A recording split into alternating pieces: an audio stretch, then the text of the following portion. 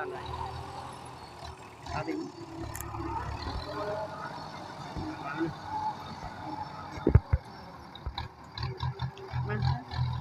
ăn tại vì học tôi đó đã nó nè đấy thấy ghê nó sẽ đây đây nó nè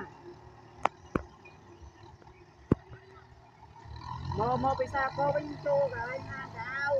vô cao không đô đi cho mang à vô ban vô tính không còn ở đây đi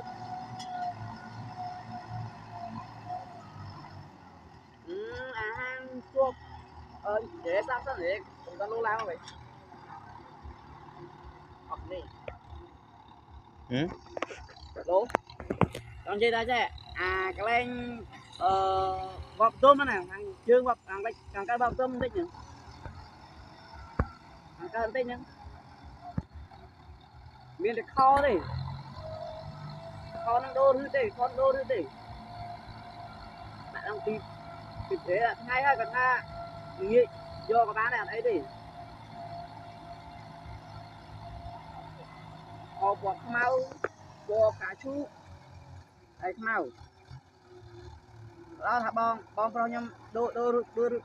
kho sấy gì nó kho pro gì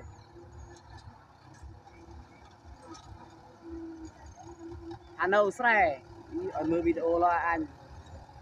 đi ai thật này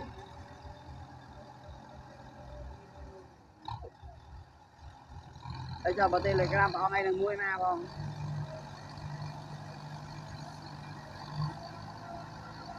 ba nhầm giờ bong còn không nè không ơi